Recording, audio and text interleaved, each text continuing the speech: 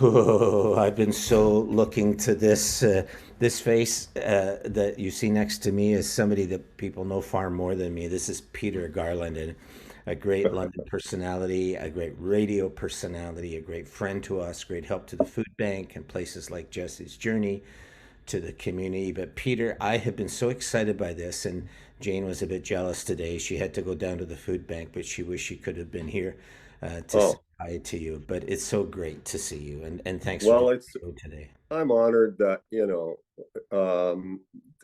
two of London's greatest humanitarians, and that you'd even think about talking to me about this. But it was just a great honor to be here, Glenn. Thanks a lot for asking me. No, no, I'm glad you've done it, Peter, and I'm glad you're doing it at Christmas because we're going to get into that soon. I got all my little nutcrackers behind me here, as you can see, and I see you Yeah. got your tree, so it's Well, I fun. have a garland. You can see the garland there. Yeah. Yeah. So it's a family business. We've done all right by that.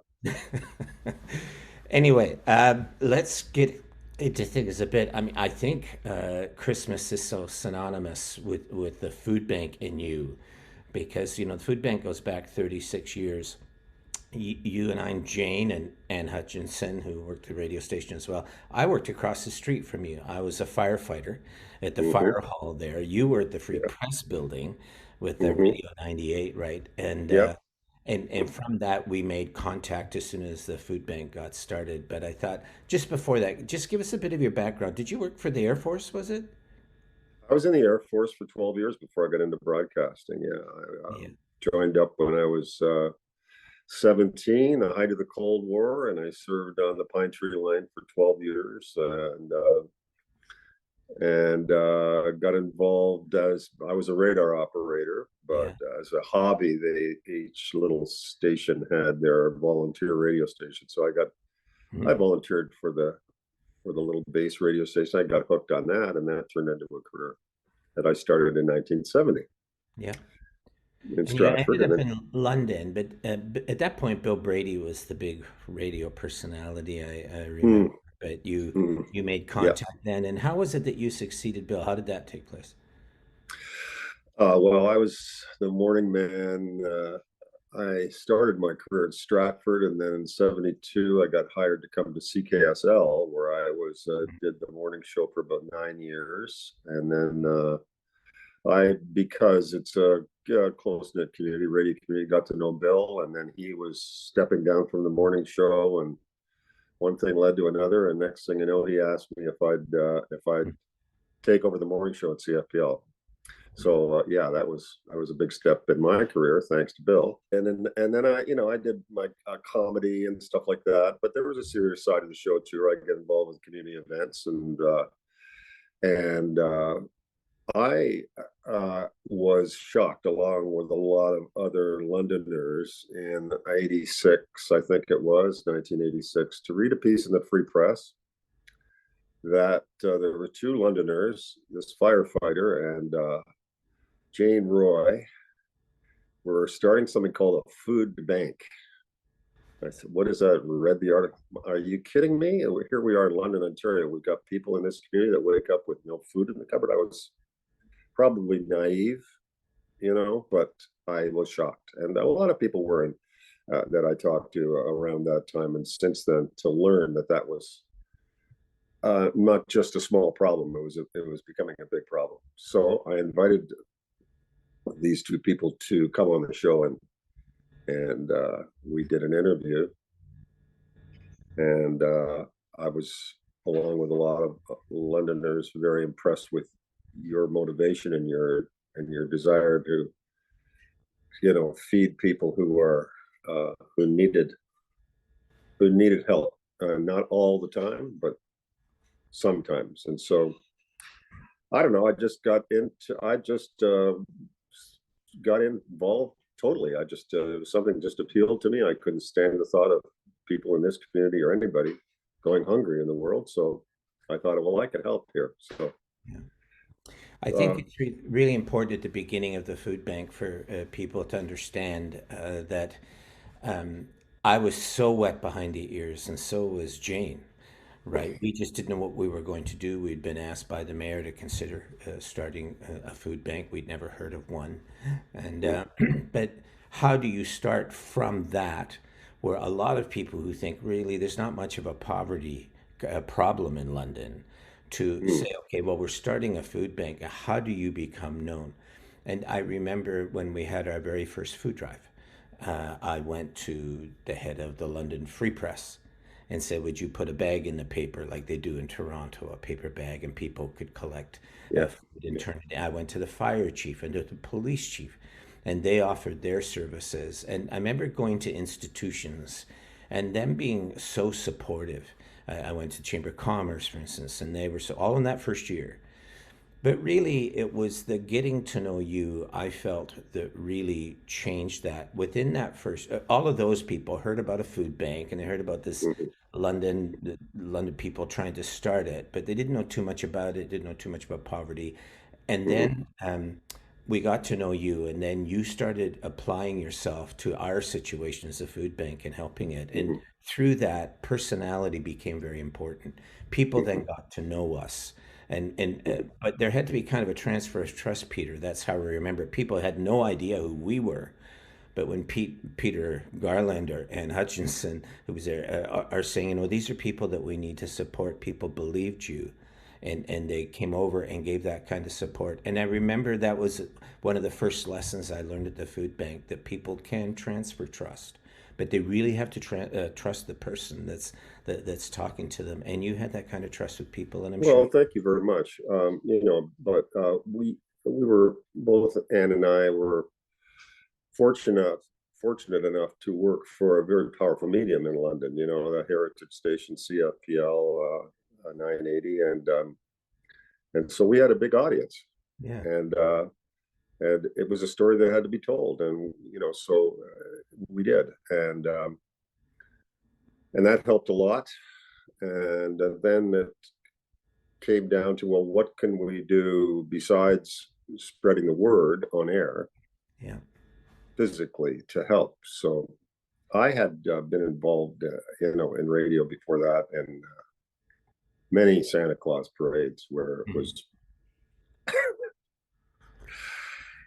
it was an embarrassing time for us to sit in the back of a limo and wave at people and yeah, watch little kids ask their mothers, "Who was that, mommy?"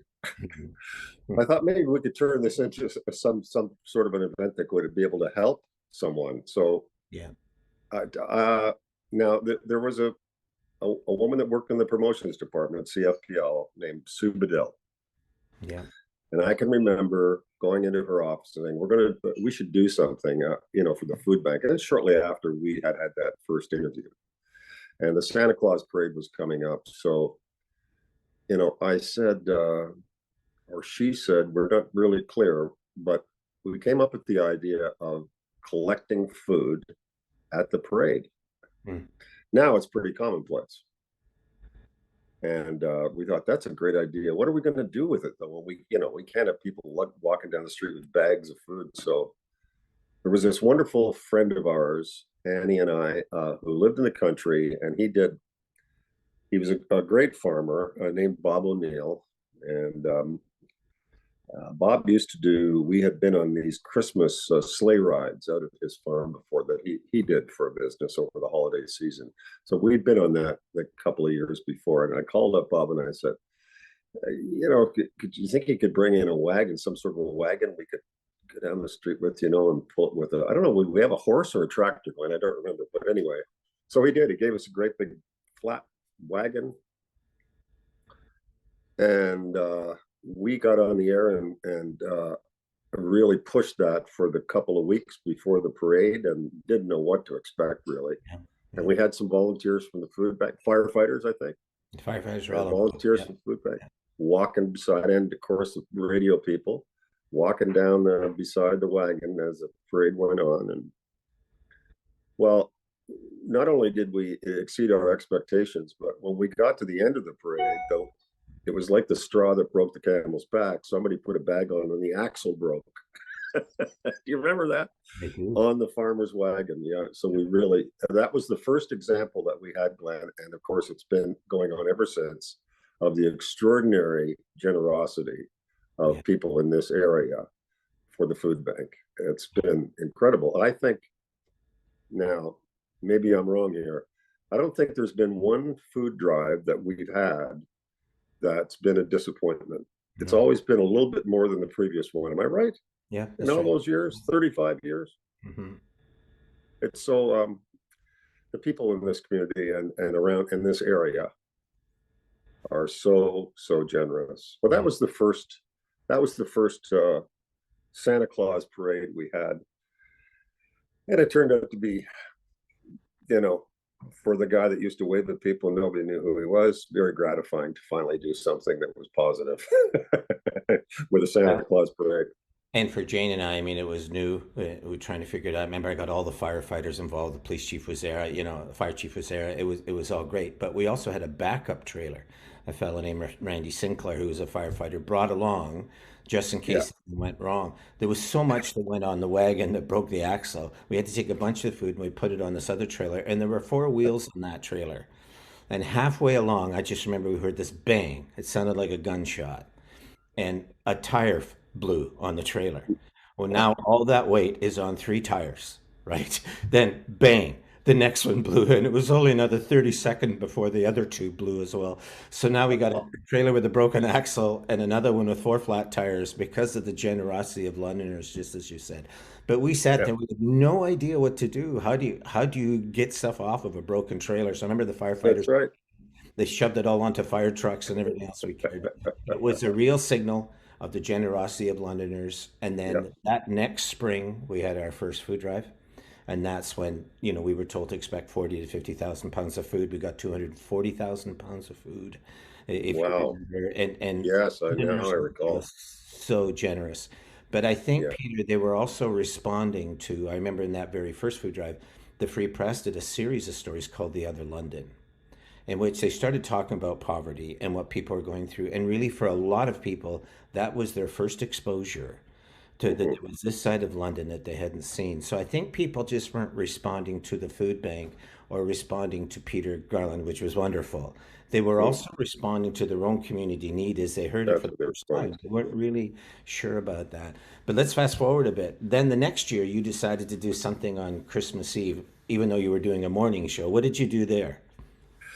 Well, we thought that it'd be a good idea to get this guy in a Santa Claus suit and invite local talent on Christmas Eve and do the show outdoors on Christmas Eve.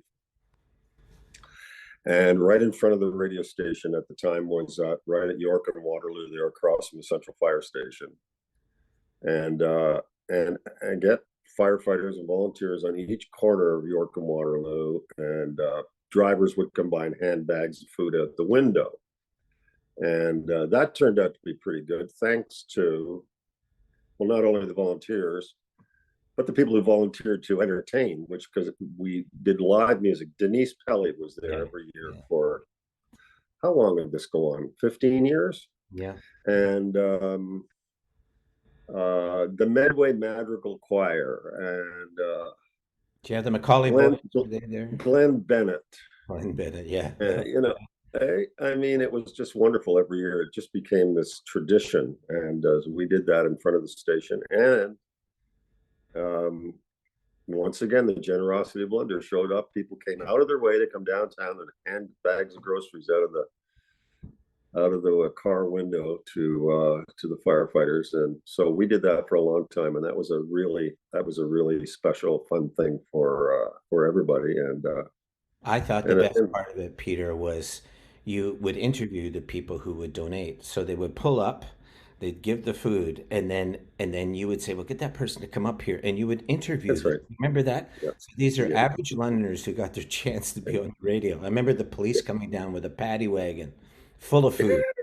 right? I was And afraid. I thought it was you for were me, talking. but I It was was so gratified it was full of food because I thought they were coming down for me. And they should have, but they didn't. let's But not talk about that. But it was average Londoners suddenly, in the most generous moments, suddenly getting on the air. That was what was so beautiful about it. The fact that they Yeah, could have stayed anonymous, right? It would have been Peter Garland up there doing his yeah, thing. The fact that you got yeah. them all up there and talking, it interviewed London a bit to itself, right? And it That's got right. to see itself in some of its best moments. And you were so Yeah. good at that, at bringing that out of people and your sense of humor. It was wonderful, Peter. Those were I great times. I should show you a picture of Santa shortly after the show with his favorite elf. Yeah. Yep. There, can you see that? There you go. Yeah. So that's an elf named Anne. Yes. And she stuck with you. He Yeah. did for some strange reason. Yeah. But yeah, those shows continued too, and then of course we moved. There was some shows. The last 3 years, I think we actually did the shows when and you and Jane said, "Oh, you wimp." But we could not do the show in front of the convention center. The station had moved over there Mhm. to whatever it's called, and The so we did them in the towers. convention center. Yeah. Yeah, the towers. Yeah, Yeah. we did the last 2 or 3 shows in the convention, and they were very successful too. Yeah. They Yeah, were. yeah, No, those are great wonderful. time. But so that was Christmas Eve morning, the 24th morning, but it was Yeah, how many hours was your show? three, 3 hours. six till 3 hours. nine.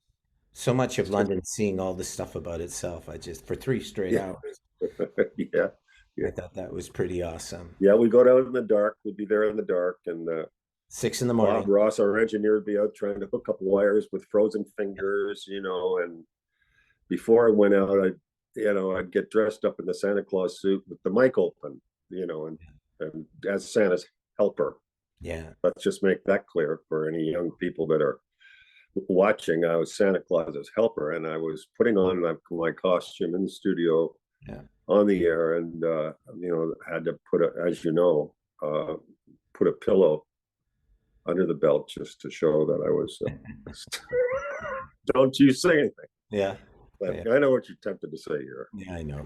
You're thinking no pillow. Yeah. No, I didn't think you ever had a pillow, Pete. Anyway, um, I I, got one. I still got it, Glenn. and then you came on the board of the food bank for years, I remember, and you helped us to do the commercials and things like that that went out during food drive times. And you're still doing that today. You're Yeah. still working with Jane away and that stuff. I mean, we're talking over 3 decades. You've had that kind of impact on the food bank. But I was going to say that while you were doing all of that, there was also another movement developing in London, and this was around Jesse's journey, right? Mhm, So you were helping the mhm, food bank and you were doing your thing, but then the story of Jesse came out, and then of course mhm, he and John walking across. Can you just mhm, give us a mhm. bit of what how you got involved with that, and Well, as well a lot of TV and radio personalities? What happened there? John was a good friend. He's a broadcaster, and he just happened to be shortly after Jesse was diagnosed in our company, and it was horrifying news for everybody. And so all of us broadcasters that knew John pledged to do whatever we could to help Yeah, whenever we were asked to do it. And then he decided to push Jesse across Ontario in 1995. And we did our best to support that both on the air and off the air too. And I became involved with the board 3 years later with the organization as a volunteer. 3 years later as a fundraiser, and then I got on the board in mm, around 2001. And so, when John walked across Canada, we did shows at his first steps from St. John's, and we covered, and we did a live show in Victoria and in between in Saskatchewan and stuff like that. Annie was with the walk 4 or 5 times across the country. So it's still a big part of of our life. And yeah, John and Shireen are great friends, and I'm still on the board. yeah. So yeah, It- it's You, it's you and Annie are amazing, Pete. I mean, you've done that so long, helped us at the food bank. You've done all of this with Jesse's journey for so long. I mean, you're really true Londoners in the commitment that you stick with it and keep going through. But we were really proud of you around that whole Jesse's journey thing, and it still goes oh, on. thanks a lot, Glenn. Thanks a lot. But then Getting you also back to came, the go I'm ahead, sorry, go ahead. go ahead. I was just going to say one of the things that helped the food bank. I remember that there was a time, Glenn, when it you can't run a food bank with non-perishable foods. There's got to be some money involved in terms of Yeah. rent and all kinds of things like that. So there was a point in the 90s when we were in a little bit of trouble there as far as money was concerned, and Yeah. Londoners were being very, very generous. But anyway, remember when we asked my movie making daughter Christy if she Mhm. would shoot a commercial, and I think somebody had given us a grant for that. I can't remember who, but and television was going to donate some time to get this thing on the air, and but we didn't have a lot of money for production costs, so my daughter volunteered,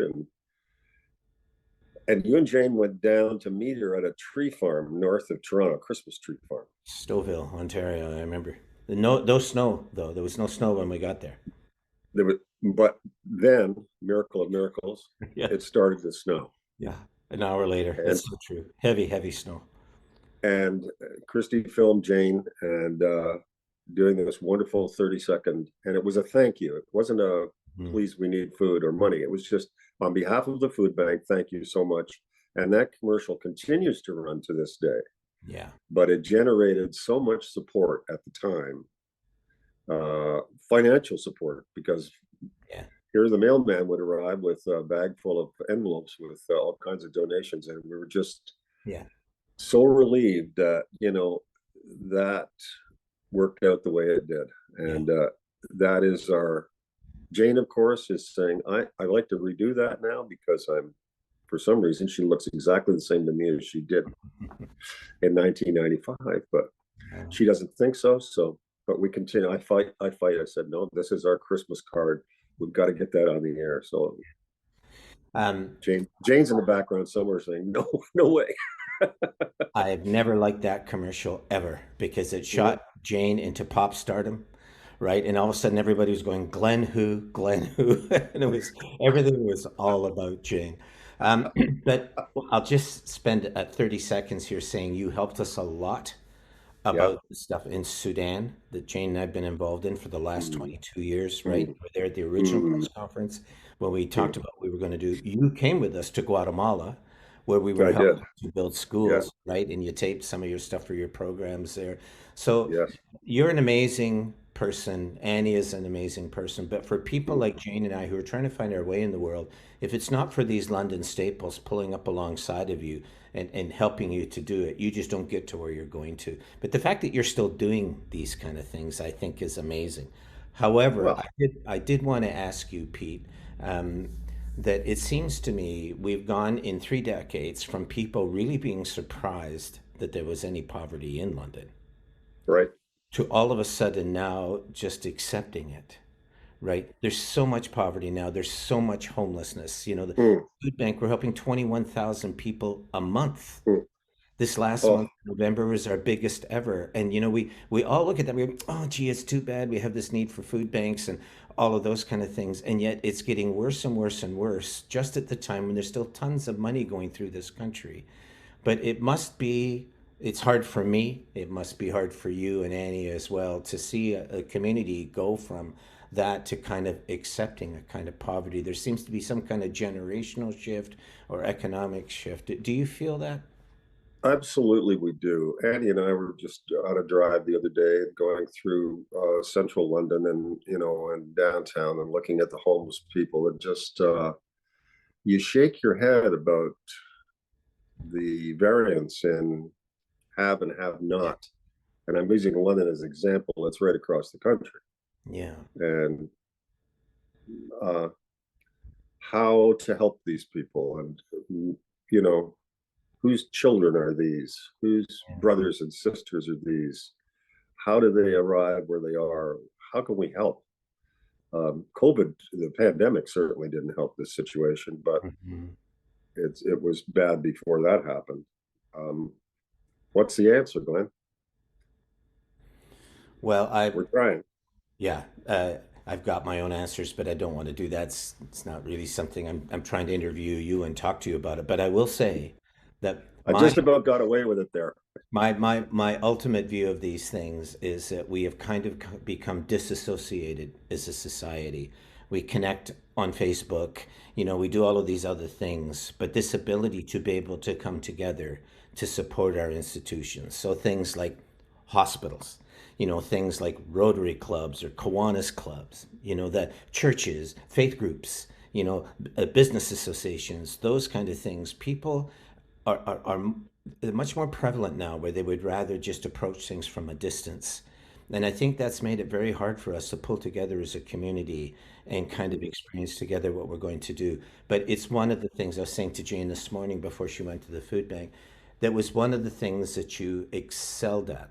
And I wish I had your personality or Jane's personality, because I don't think there are any answers, as much as though everybody's got them and everybody's putting them out there. There are no Mm, answers if we as a community cannot find ways of coming together, and not just on New Year's Eve, right? mm, But mm. these basic things that have to happen, education, healthcare, all of these things, we have to really show this ability to come together that we once used to do, I think, much better decades ago than we do now. Absolutely. Even though right Yeah. now we have way more information than we used to have, we don't have this proclivity to get together. And that was where you excelled, Peter. You brought people together Well, from all different points of view. They never discussed their political beliefs or what religion they were from or any of that stuff. They just came down to help. And you were able to do yeah, it. We need that kind they of did. But then the problem was so much smaller than it is now, Glenn. It's thing. almost overwhelming now. So I'm not sure that. And let me just say this: there was a lot of other broadcasters in this city that There did a are. lot of stuff for the food bank and pitched in when it was necessary. We just were took the lead, and then it went from there. But Yeah. um, the problem now is well, I'll use the word overwhelming.